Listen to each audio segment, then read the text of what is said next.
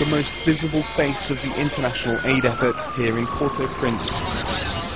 Most Haitians here have seen little humanitarian aid so far. What they have seen is guns, and lots of them. Armoured personnel carriers cruise the streets. UN soldiers aren't here to help pull people out of the rubble. They're here, they say, to enforce the law. This is what much of the UN presence actually looks like on the streets of Port-au-Prince. Men in uniform, racing around in vehicles, carrying guns. At the entrance to the city's airport, where most of the aid's coming in, there's anger and frustration.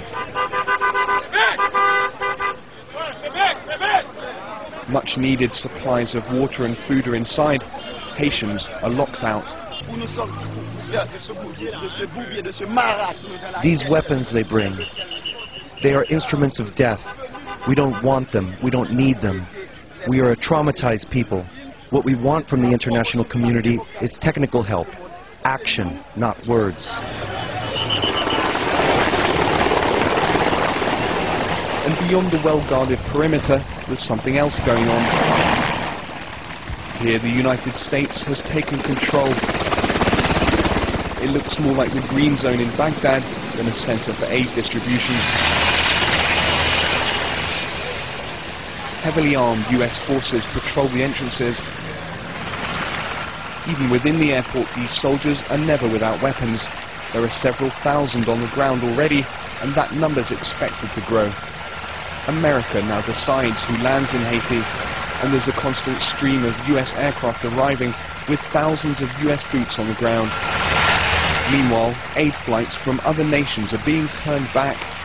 2 Mexican aircraft with vital life-saving equipment were told they couldn't land on Saturday. But we don't need soldiers as such.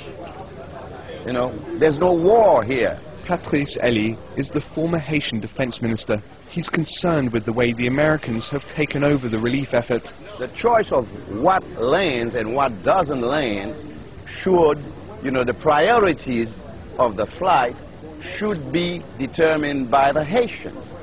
So otherwise, it's a takeover, and what might happen is that the need of Haitians are not taken into account, but only either the way a foreign country defines the need of Haiti or try to push its own agenda. While the aid operation arriving at the airport grows by the hour, bodies still rot in the streets. And Haitians continue to dig through rubble by themselves, wondering when the help they actually need will arrive.